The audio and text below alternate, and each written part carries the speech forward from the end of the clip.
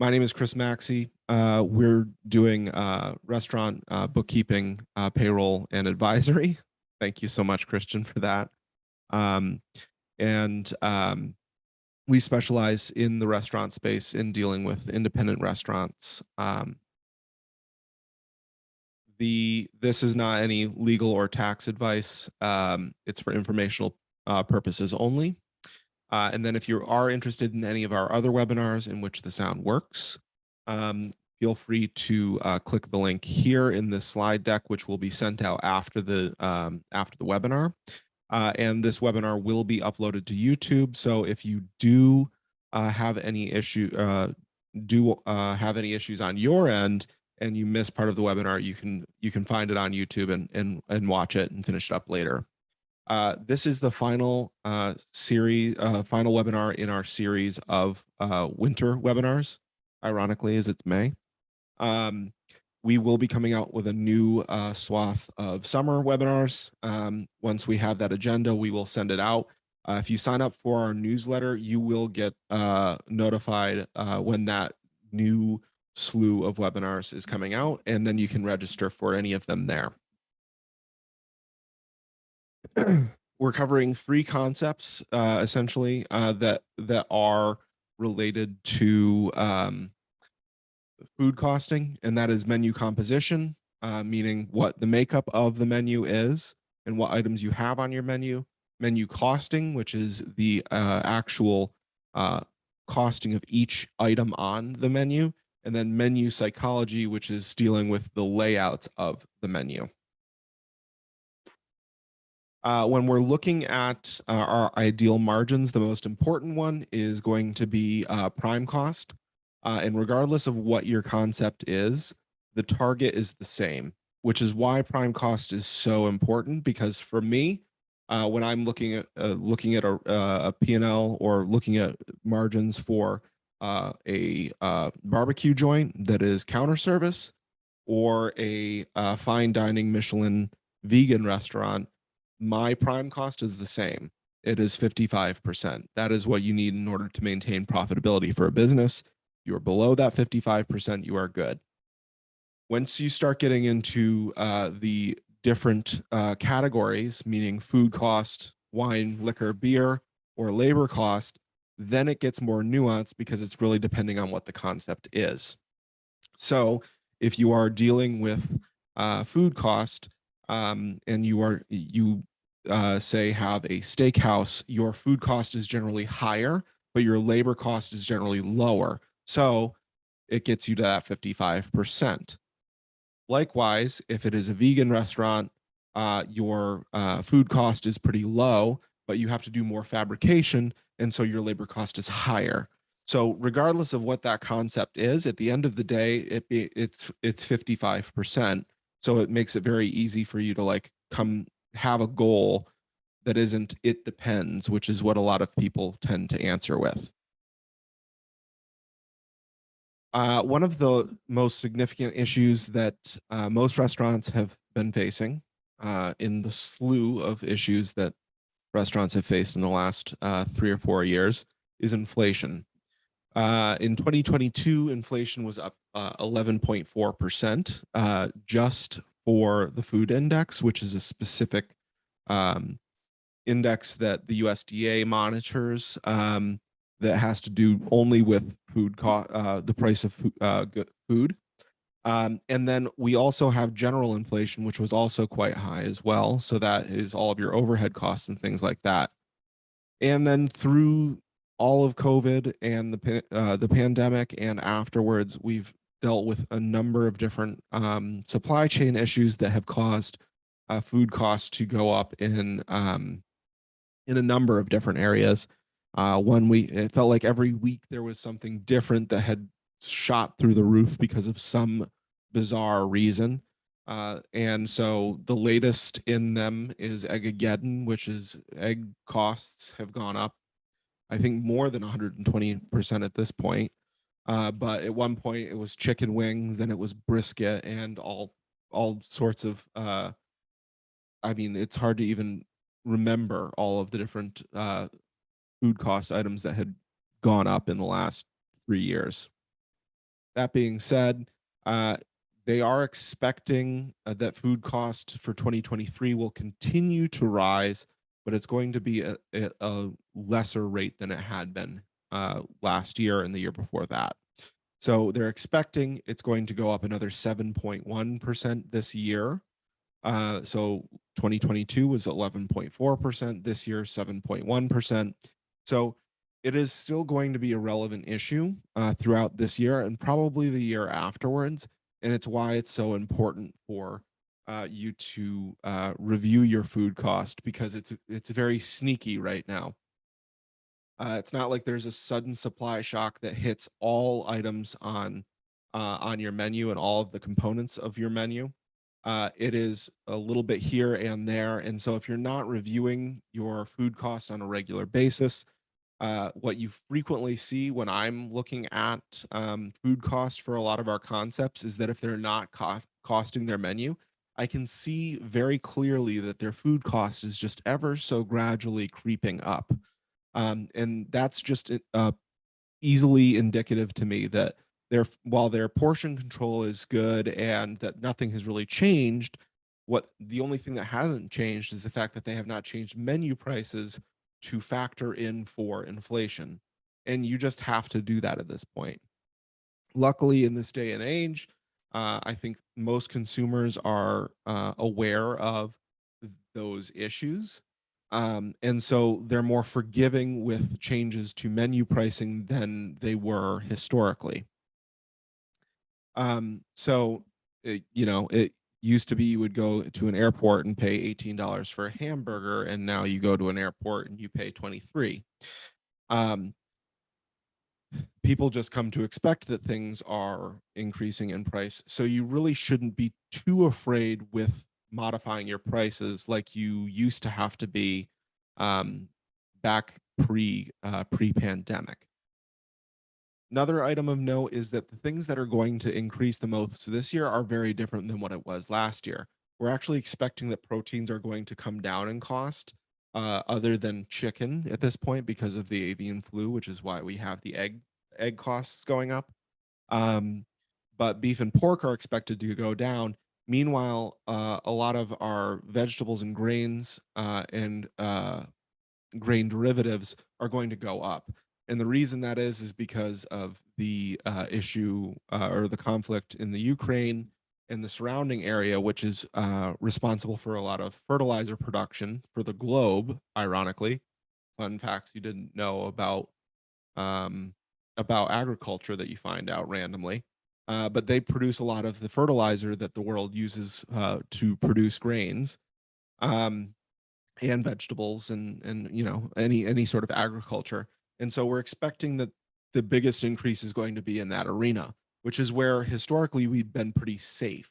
So in the last year, if you had a vegetable intensive menu, you were pretty good. Like you didn't have to worry too much about big changes. Whereas if you had a lot of protein or if you were a barbecue, you were constantly sweating because there was constant shifts in pricing. So it's going to basically flip from what it was in 2022. Um, that's probably going to flip back again because obviously those animals eat something, and that is grains. So we're going to see that kind of work its way through the supply chain over the next couple of years. I also added a link here for the USDA, which sends out a prospectus and what they're anticipating and what things they're seeing um, coming up that could shift in price. So they post this fairly regularly. I think it's pretty much quarterly at this point, where they'll send out basically a one pager that talks about like what's happening, where they can expect to see shifts in pricing. Um, and so it's good to just bookmark it and periodically check in on it. It does have it sounds incredibly dry and something that would put you to sleep at night, but it honestly is one of the more interesting pieces that you see the government writing, and I cannot believe I'm actually saying that. So the first thing that we're going to talk about is menu composition.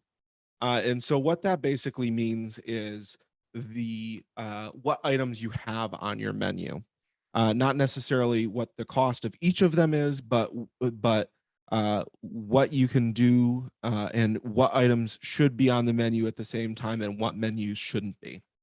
And if you ever done any research on food costing and menu composition, it's very frequent that you will see this little graph here uh, show up. And essentially, what this is it's showing you what items you need to have on your menu, uh, or where items align on your menu. And so, essentially, you have these four different quadrants, um, and the axes here are profitability, so low profit items versus high profit, and then volume in terms of how popular they are, low volume versus high volume. So, for instance, you have essentially the one that you want is what is a star, which is something that is both high profit and high volume, a popular item with a popular margin. If a restaurant has one or two of these things on the menu at any given time, they are always going to do better because they know what they have and they leave it on the menu. If you have stars and the components are not seasonal, it is good to keep them on the menu throughout the year. On the opposite side of that, you have dogs. They don't sell well and they're fairly low profit. um, Most of the time that you have these items on the menu is because somebody in the restaurant is super attached to this dish. For in my experience, I spent some time in working in French restaurants, and so the thing that is has always been the dog in a French restaurant is the cheese plate. Now, I appreciate a good cheese plate. I do. I When I'm at home, eating one at a restaurant, like the amount of money that you have to charge for these cheese plates to be able to actually get the correct amount of money is pretty high. It's a pretty small portion, and you usually have quite a bit of waste because you usually are providing them with a couple of options. So you may have three cheeses that you have on that cheese plate, but you might have four or five options, and it's not popular enough that you're going through those five options enough so that you're not having waste. You frequently, with a cheese plate, are trying to figure out how to utilize that cheese in other dishes, and cheeses that are in on a cheese platter are not something that you want to be putting onto a hamburger just so that you can sell it. You're going to lose your shirt on it. So for dogs, those things just need to be removed from the menu. They are not something that you want to have on the menu at all, regardless of how much the owner or the chef or the busboy really enjoys that dish. On the other side of the two others that you have are the ones that are kind of an enigma.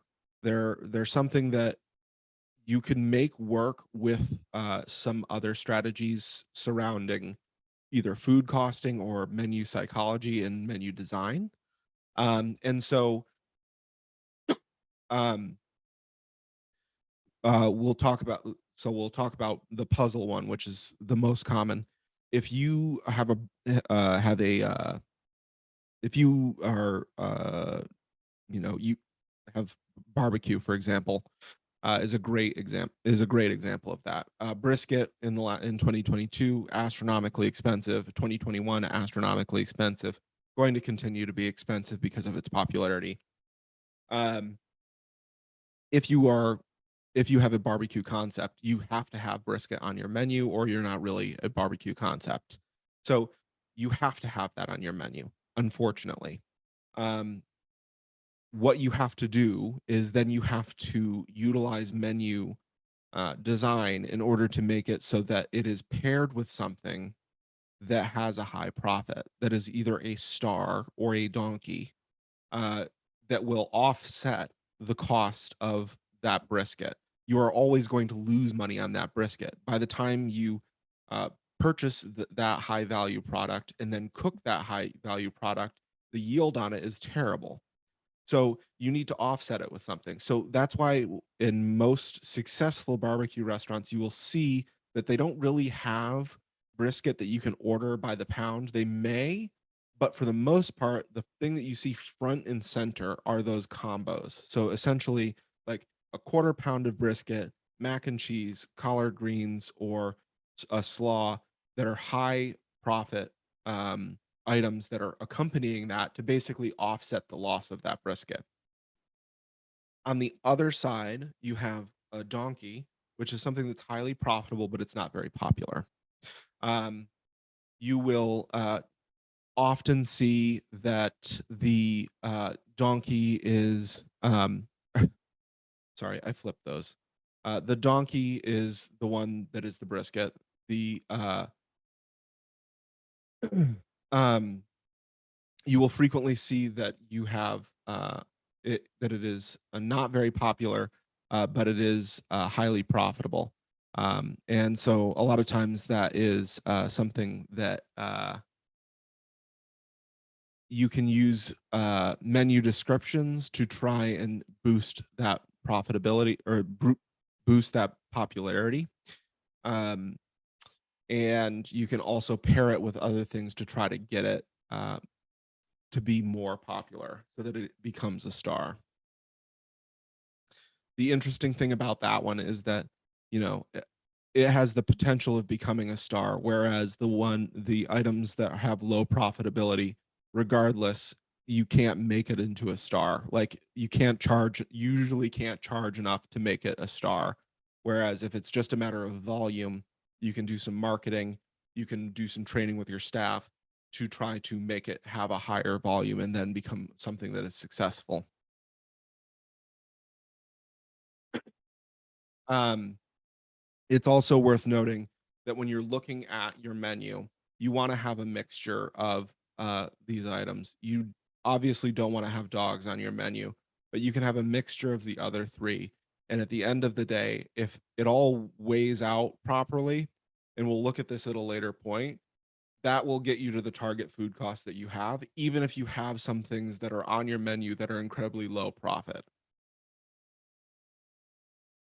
So looking at that menu costing, there's two things that you want to do here. There's essentially looking at the cost of each item that is on the menu and all of the components within that, and then looking at how that all shakes out when you have all of your items selling over a period of time. So the first thing that we have here is the item costing. And so what I have as an example here is just like your traditional, like every French restaurant's frisee beet salad that has been on the menu since the dawn of time. So what I have here is the quantity that is being used of finished goods, and then also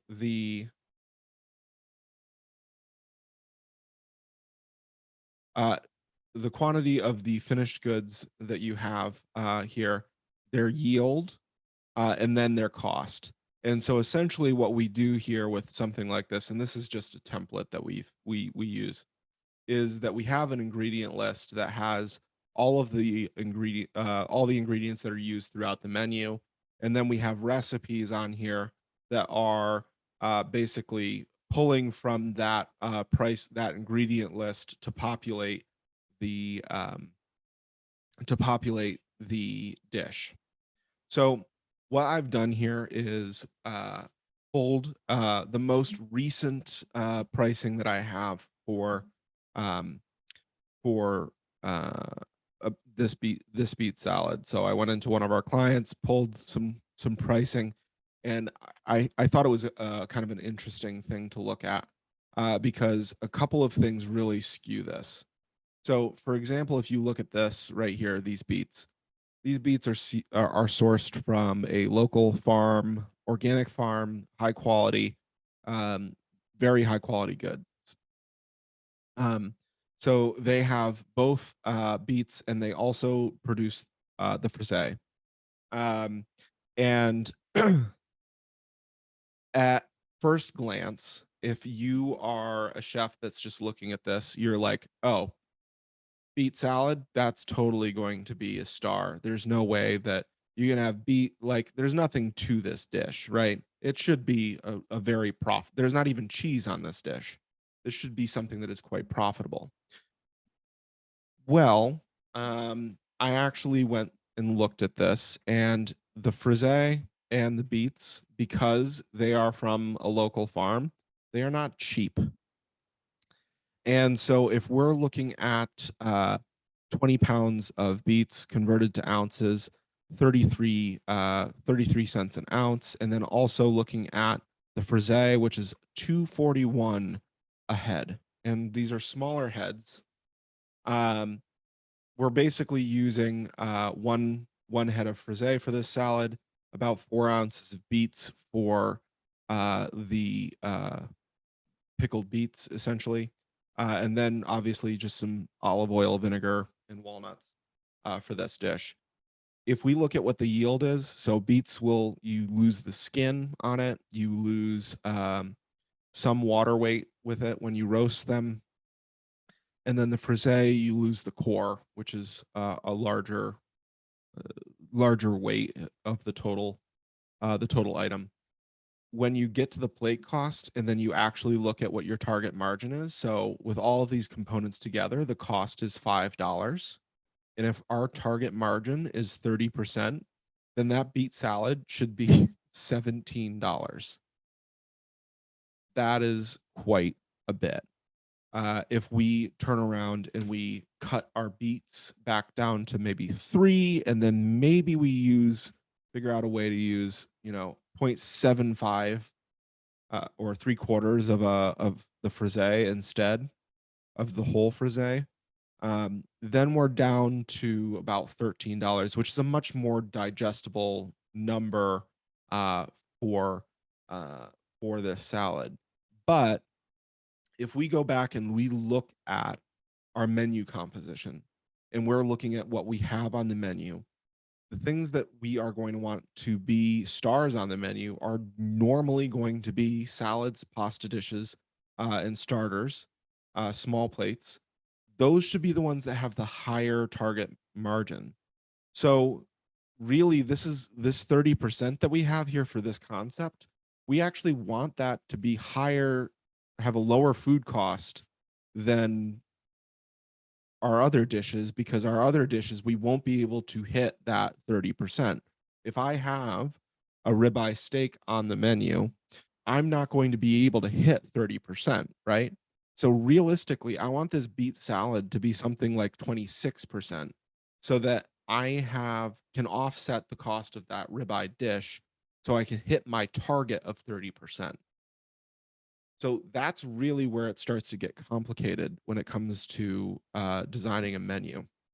There's a lot of chefs that are really good about this, and then there's a lot of chefs that are out there that are just putting whatever they want to eat at the time on the menu and are not considering what the menu composition looks like.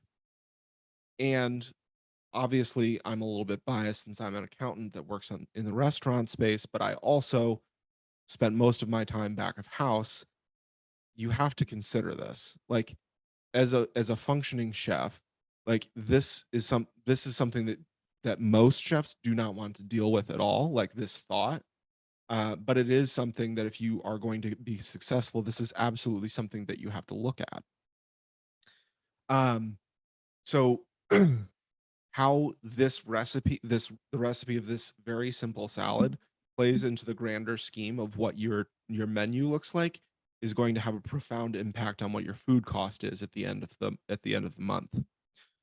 The other thing, so with that said, this spreadsheet is available in the slide deck, which you will get sent out afterwards. you can make a copy of this. If you just go to File and make a copy, you can duplicate this and use it for yourself. What I recommend doing is having this on one spreadsheet, having one list of ingredients, putting all the list of ingredients on there, and then the formulas should go and pull the prices right from that ingredient list. And then when you have all of your recipes put in place, it makes it pretty easy for you because one of the things that we had talked about earlier on was that inflation was a big deal right now, right? And so uh, a lot of prices change. So now that you have everything, all of your recipes in here, all you have to do is when you're checking in orders is just go in here. You can even add another tab here that is for by vendor. And then every single time that you're bringing in more inventory, you can double check it to make sure that the price is correct, and you can update it if there is a price change. So like I said earlier, the price of fertilizer is going to go up. So let's say these beets go up $5. I can go right back over here, and it's, as you can see, the beets have changed in price. So I can see that I need to change the price of my dish from $14 to $15. The other thing that is worthwhile of note here is that this number, this yield number, is not just something that you guesstimate.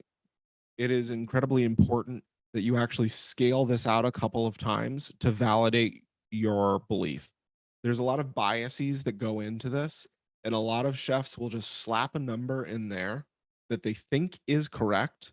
But if you are talking about salmon or tuna or halibut or any of those like high priced fish, 5%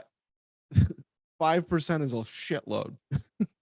And it's going to have a massive impact on it. So realistically, what they should be doing, specifically with higher cost items, is scaling it every single time and making sure that their yield is about right and putting that updated number in there. If the chef is butchering a salmon and they hit probably 85% yield on it, that's great. But a lot of times it might not be the chef that is actually butchering that salmon. And so they might have 85%, but Timmy, the sous chef, might have 70. And that's a massive difference.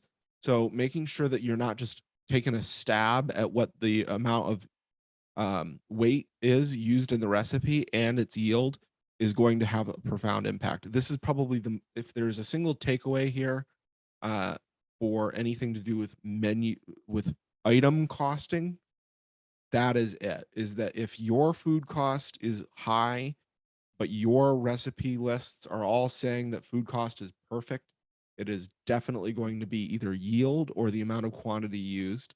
And somebody in the kitchen is either not using an accurate yield, or they're not following the recipe and their quantities are off. So you now have all of your recipes costed out. You know exactly how much that all of your items have for a food cost. You've updated your menu. Your menu is good. You've been running it for a week now, right? The work is not really done.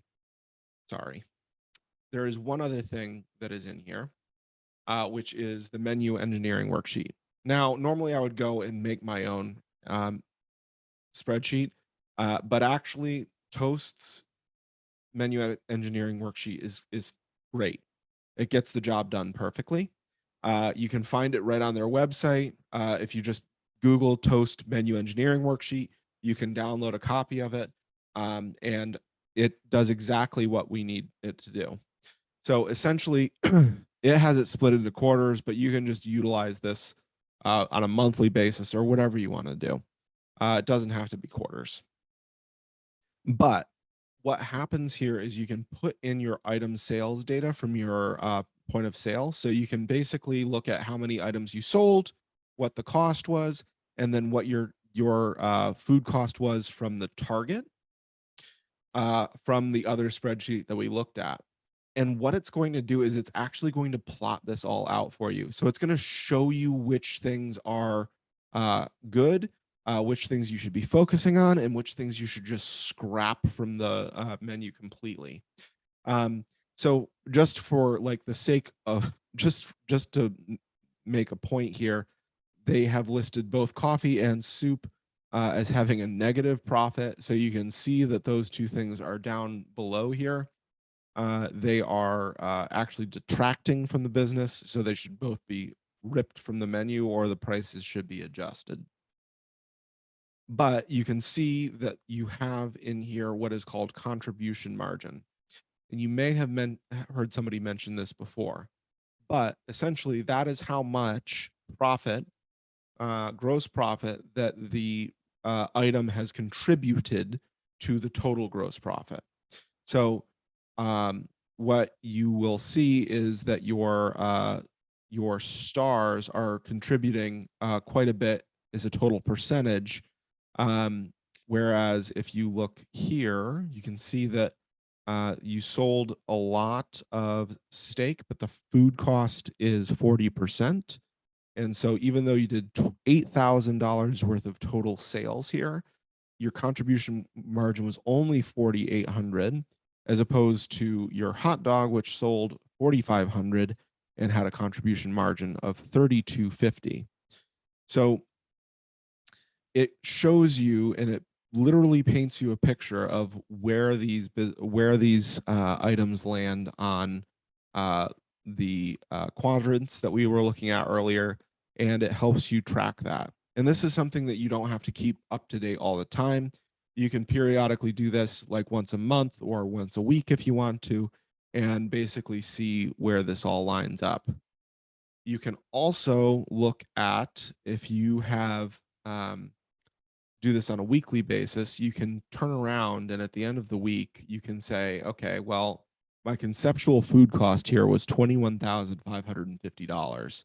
You can go into QuickBooks, you can look at your cost of goods sold for the last week and see how far this number diverges from what you have. If there is a huge variance, you may have a lot of frozen food. So you may have a lot of stuff that you purchased earlier, a couple of weeks earlier, which is hard to do. But if you have a restaurant that is, very focused on local sourcing and fresh produce, then it's likely that this number is going to be quite close. So if either of these numbers are way off from one another, in terms of what you've spent in QuickBooks, actually in what your conceptual number is, which is this number, you know that there might be one of your recipes may be wrong, or the yields might be wrong, or there might be an error in this spreadsheet.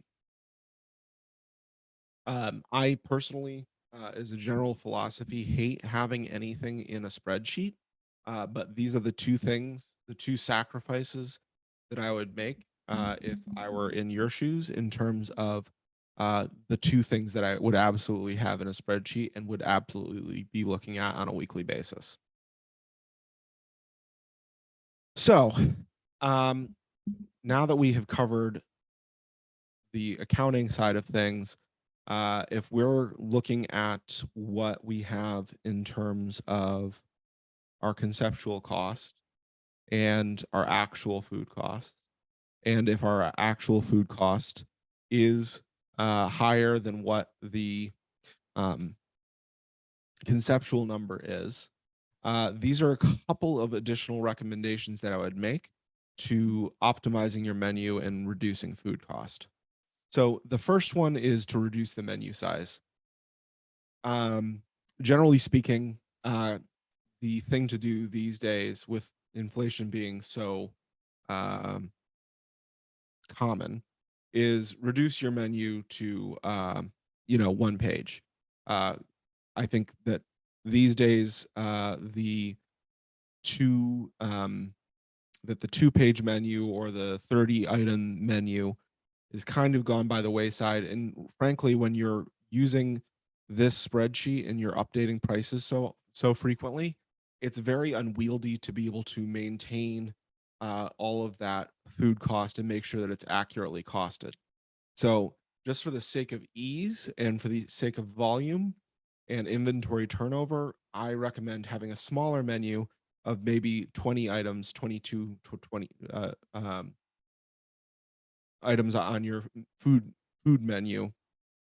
Um, and I've seen even less than that in some places. I think that once you get lower than that, then it starts getting a little bit hard, and people feel like they are forced to make choices that they wouldn't normally make.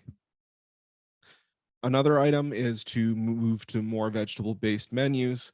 Um, Generally, they have a higher profit margin. It is going to be a little bit more precarious this year with the expected increases in agricultural costs. But still, at the end of the day, it is much easier to manage a vegetable-based menu than one that has a big protein focus. The total cost of vegetable in terms of its weight is quite a bit less than any of the proteins. So it's much easier to manage the cost of that menu, and people are less likely to notice when you're messing with volume sizes than you are with protein. And then also, if you have not been increasing prices, make sure that you're increasing prices regularly. Last year, 11% inflation cost. If we're to break that out um, into quarters or months, you should be increasing your menu cost by 1% a month last year, or 2.5% a quarter. This year, it should be probably 0.5% or 0.75% a month in order to make sure that you're at least keeping up with inflation. That's before you do anything else. You should be looking at increasing menu items that frequently, and I would say that you should do it that frequently. It's not that you would be increasing every single menu item by 0.75%, but in places where you've experienced increases, or areas where you think you have the opportunity to increase your price.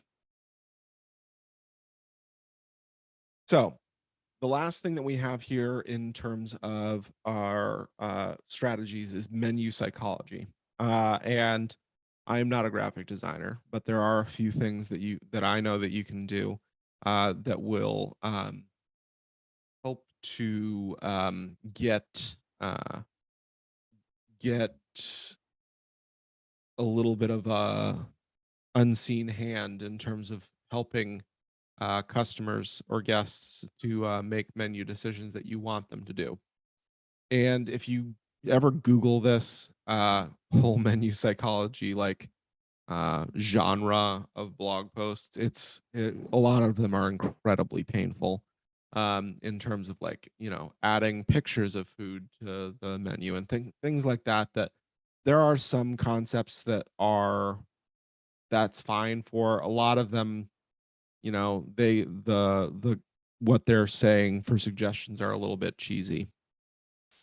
Um, the biggest things that you can do to make sure that your menu is not um, having a negative impact is to not columnize your prices. So what I'm saying there is, if you have a list of menu items and descriptions, if all of your menu prices are on the right hand side in a row, right down the line, in line with one another, that does not that is a great hindrance to you. It's one of the biggest things that you should immediately change. It makes people think about price. Then they compare prices against other menu items, and so they're very price conscious when everything's in a column like that. So scrap columnized pricing. Don't use a dollar sign. Um, if you put a dollar sign on the menu, then people are thinking about money. If you just put a number on the menu, they're just thinking about they're looking at the number. They're not necessarily thinking about money. And if you want things to be more popular, then use your sourcing wisely. So if you are looking to make a high profit low volume item more popular, that is one of the places where you can strategically use sourcing to try to boost your sales. So if you have a burrata dish on the menu, right? You get that burrata from a local farm, and it's an excellent product, right? Um, Using that farm on that burrata dish is going to incentivize people to purchase that. And then if you have something that is already a star, that is doing very well, has a good margin, has good profitability, um, you don't necessarily want to shoot your shot there on that with the star. You don't need to make the star any better. You need to make the low volume, high profit thing have more volume. Same thing with things that are low profit, high volume. You don't want that. You don't want to sell any more of that than you absolutely have to. The only reason that you have that on the menu is because it is what is called a loss leader. It is what is bringing people in the door. But if it's low profit, high volume, you don't want to be pointing any more attention to that than you already have. If anything, you want it to be one of the last things that they look at on the menu. Throw it down on the bottom. Usually that's why you see large plates and then you see the highest priced items down towards the bottom, the ribeye, the hanger steak, the duck, things like that. Because most of the time that restaurant wants you to make menu choices before that. Finally, this is useful for fast casual and limited service, but using boxing, so literally drawing a border around an item, does have a pretty profound impact. So frequently you will see, and I keep going back to the barbecue place as an example, but a lot of barbecue places will put boxing around the combos. It will be at the top of the menu, front and center, uh, because that is what they want you to choose. They want you all day to be choosing those combos. They know you're going to buy the brisket regardless. They want you to also be buying the mac and cheese, collard greens, slaw, things like that are high profit.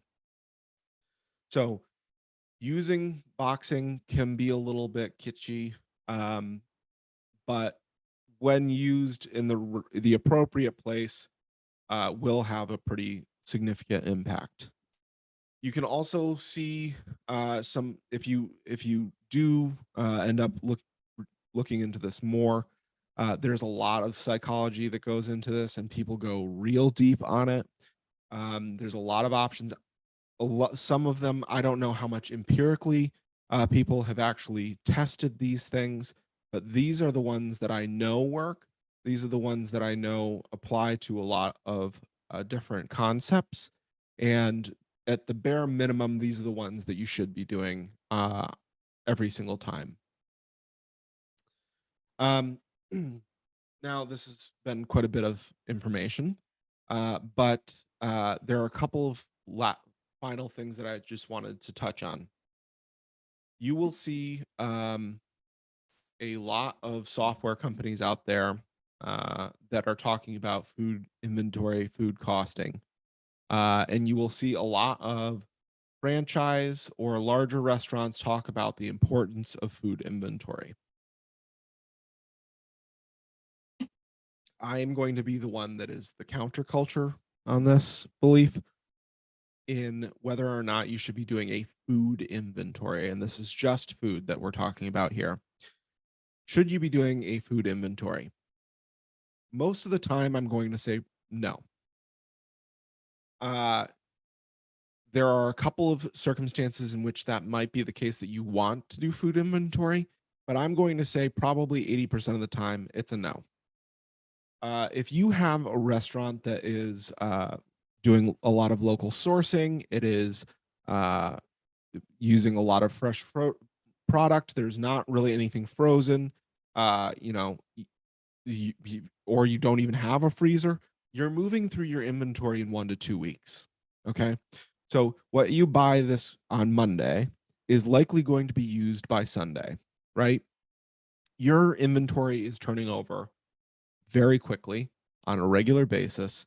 And the amount of things that are outside of that 1 to 2 weeks is probably like spices at the end of the day and dry goods. So, which are not a large portion of what your total food cost is or your food inventory. If your food inventory is turning over every 1 to 2 weeks, doing an inventory is an exercise in futility. Uh, the reason why, because it's always wrong. There are people that do inventories all the time, and every single time, or I should say, all the time, you find things that people forgot to count, forgot to add to the count, forgot calculated wrong, transposed a number, didn't catch this, didn't catch that. There are more issues and there are more problems with inventory counts than there are if you just don't count the inventory. It takes a lot of time to get all of those items into your inventory, and you have to have labor allocated to making sure that that inventory count is right, which is usually wrong. So, um, I'm of the belief that it is kind of it's a waste of time. Uh, the last factor is like if you still are adamant about doing inventories, are you doing them religiously?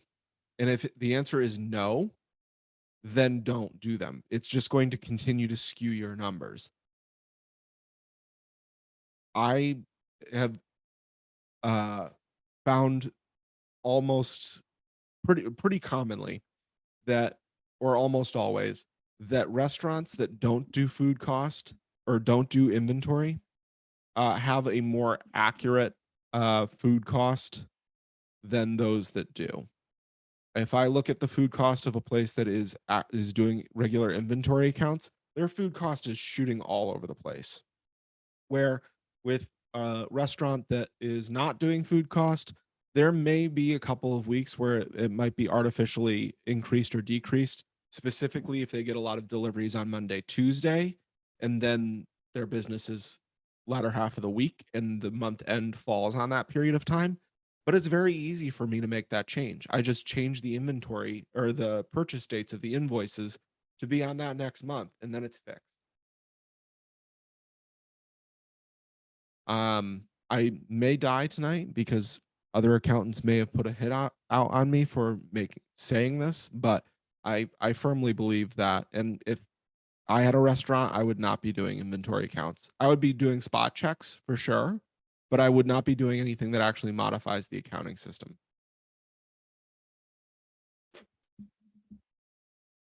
Um, Now, if you do have, if you are looking to do some recipe costing and use some automation, there are a couple of options that are out there. I will say that if your restaurant has a highly seasonal menu and you're changing the menu every week, these options are just not worth it. The amount of time that you're spending on administrative work outweighs the benefit of utilizing one of these systems. But if you have a menu that is not changing very frequently, maybe it's changing once a month and it's only a couple items a month, then it's worth looking into these. Specifically, Extra Chef if you have toast. If you don't have toast, not really sure that it is beneficial. But if if your menu is not changing much, these systems might be worthwhile. If you are at a point where your restaurant is significant in size, meaning more than $3-4 million, then it's probably worthwhile to look into this. You may not want to do that, but these are the two that are out there that, from my experience, most people are happy with. There's a lot of these different food costing and food inventory systems that are out there. They are not listed here. That's because most of the time they are not good. So these are the two that people are happy with, that are accurate, that actually um, or are more accurate, I'll say. See my past slide. Um, but these are the better two that I think of when looking at in these sorts of things. So, in summary, the key takeaways for today are to keep a small menu. Small menus are easy to manage, they're easy to keep updated, and it is good for inventory turnover. Keep an eye on inflation and make regular increases on your prices to keep up with inflation. Don't wait until you need to shift everything 5%. You can shift everything in very small percentages incrementally over the course of time that people will not necessarily notice. Um, yes, it's going to cost you more in menu printing, but that's nothing compared to keeping your food cost accurate. And then keeping your costing spreadsheet up to date. I really do believe that having a recipe template is worthwhile. And if you do it at the same time as you check in orders on a laptop or an iPad, it's really not too hard to keep track of. And then highlight stars and then highlight high profit, low volume items. Those items and the stars are the ones that you want to focus all of your energy on. The low volume, high profit ones are the ones that you can um, make changes to turn them into stars. You can train your employees to sell those items. You can do some menu psychology and menu design to modify those those low volume items so that they become more popular and they will have the most they are going to have the most profound impact on your business. If anybody has any questions, we will be around for a couple of minutes. I am going to turn off the recording. Um, but if you are interested in any of our other